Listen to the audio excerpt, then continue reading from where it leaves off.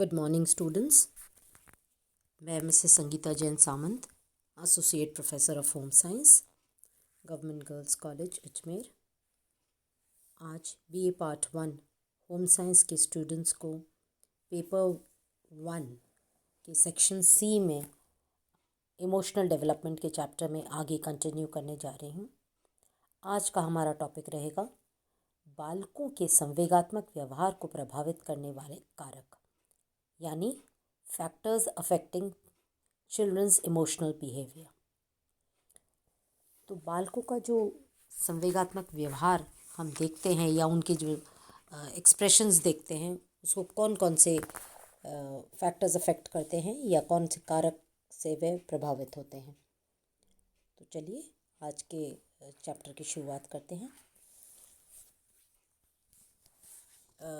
जो भी फैक्टर्स हैं वो उनको प्रभावित करने के मेन तो लर्निंग एंड मैच्योरेशन ही होता है, पर अन्य प्रमुख कारक जो हम बात करते हैं, पहला है बुद्धि यानी इंटेलिजेंस। देखा गया है कि जो बुद्धिमान बच्चे होते हैं या जिनकी बुद्धि या जिनकी आईक्यू नॉर्मल या नॉर्मल से ऊपर होती है, तो उन लोगों का जो है इमोशनल स्टेबिलिटी स्ट्रॉन्गर होती है। वे बच्चे एक संवेगात्मक स्थिरता दर्शाते हैं और बात बात पर जो है उनके संवेगों से वे अपने आप को डिस्टर्ब नहीं होने देते। दूसरा है शारीरिक स्वास्थ्य यानी फिज़िकल हेल्थ। कहा जाता है कि हेल्दी माइंड जो है एक हेल्दी बॉडी में ही होता है। तो जहाँ हम बात करते हैं शारीरिक स्वास्थ्य की, तो अगर बच्चे शारीरिक रूप से स्वस्थ हैं तो उनका सब तरह से विकास भी सही होगा और इमोशनल डेवलपमेंट या इमोशनल जो उनका व्यवहार है, जो संवेगात्मक उनका व्यवहार नज़र आता है, वह भी बड़ा बैलेंस्ड होगा और बच्चे जो है वेल एडजस्टेड होंगे। नेक्स्ट है थकान एवं भूख, फटीग और हंगर।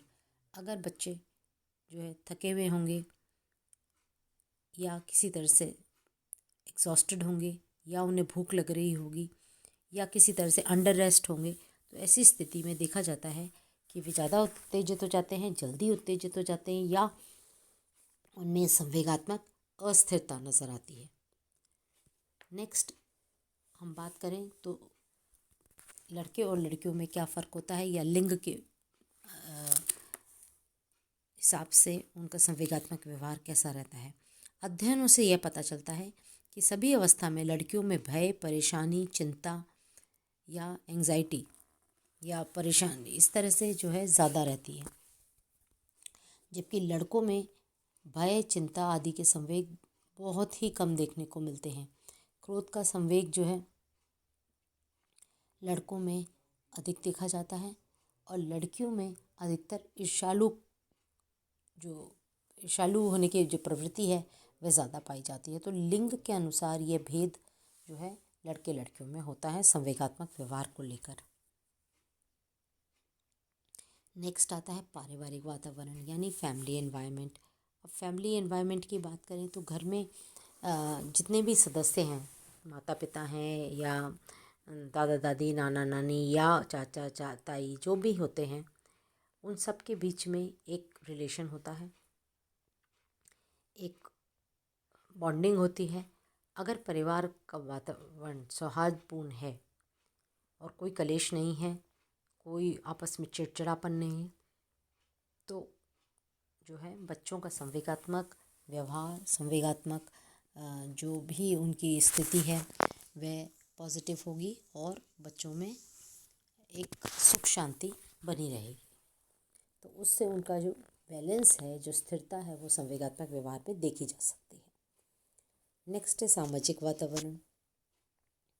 अब सामाजिक वातावरण में सोशल एनवायरनमेंट की बात करें तो सोशल एनवायरनमेंट में उसके स्कूल का वातावरण भी आ जाता है या उसके इर्द गिर्द अड़ोस पड़ोस का वातावरण या उनके जो भी हैं इंटरेक्शन जिनसे भी होता है उनके बीच जो वातावरण होता है।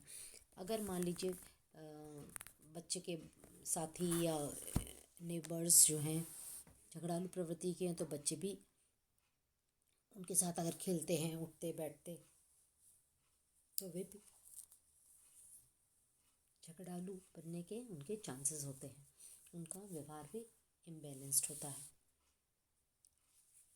अगर बच्चों के नेबर्स, बच्चों के पीयर ग्रुप, ये सब बड़े अच्छे हैं, उनका एक पॉजिटिव वाइब है उनके बीच में, तो बच्चों का संवेगात्मक विकास भी अच्छा होगा।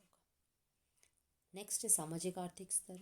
सामाजिक आर्थिक स्तर में देखा गया है, अध्ययनों से पता चलता है कि सामाजिक आर्थिक स्तर अगर लोअर होता है तो संवेगात्मक विकास या संवेगात्मक विकास की स्थिरता कम होती है कंपेयर टू चिल्ड्रन जो मिडिल या अपर सोशो इकोनॉमिक स्टेटस से आते हैं।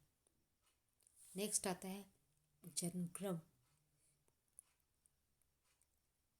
जन्मक्रम से मतलब हमारा ऑर्डिनल पोजीशन या बर्थ ऑर्डर से है कि बच्चा जो है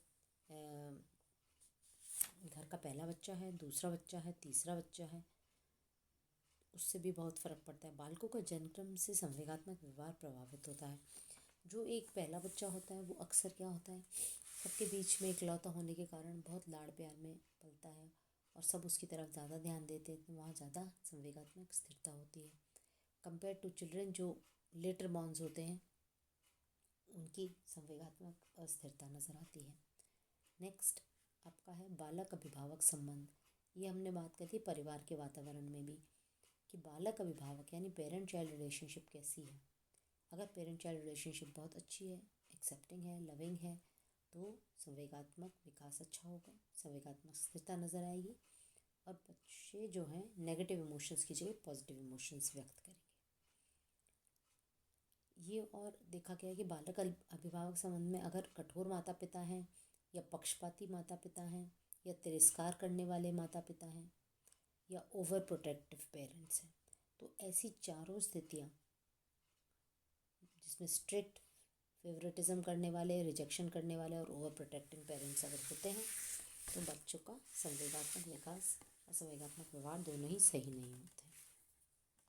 नेक्स्ट है पर्सनैलिटी। जो बच्चे ज़रा एक्सट्रोवर्ट होते हैं उनमें संवेगात्मक स्थिरता ज़्यादा नज़र आती है कंपेयर टू चिल्ड्रन जो इंट्रोवर्ट होते हैं या अंतर्मुखी होते हैं। नेक्स्ट है आत्मविश्वास। आत्मविश्वास का मतलब कॉन्फिडेंस से है। सेल्फ कॉन्फिडेंस कैसा है, जिन बच्चों में सेल्फ कॉन्फिडेंस नज़र आता है उनमें इमोशनल डेवलपमेंट भी स्ट्रॉन्ग होता है उनका कंपेयर टू चिल्ड्रन जिनका सेल्फ कॉन्फिडेंस पुअर है। फिर आता है परिवार का आकार, साइज ऑफ द फैमिली। संयुक्त परिवार में पलने बढ़ने वाले लोगों के संवेगों का विकास जल्दी होता है क्योंकि वहाँ परिवार के सभी सदस्य जो है सभी प्रकार के संवेगों की अभिव्यक्ति होती है और बालकों में कंपैरेटिवली एक संवेगात्मक स्थिरता भी नज़र आती है। तो ये हैं कुछ संवेगात्मक व्यवहार को प्रभावित करने वाले कारक। काफ़ी हद तक बच्चे के कुछ इनबॉर्न क्वालिटीज़ भी होती हैं, उस पर भी डिपेंड करता है। फिर सबसे बड़ी बात ये है कि बच्चा का जो पहले 2 साल है उसमें कैसा उसको एक प्रोटेक्टिवनेस या कैसा फैमिली एनवायरनमेंट या कैसी एक्सेप्टेंस मिल रही है, उससे उनका आगे का ये तय होता है कि उनका मैच्योरिटी, इमोशनल मैच्योरिटी लेवल क्या होगा। तो ये हैं कुछ आपके इम्पोर्टेंट फैक्टर्स। धन्यवाद।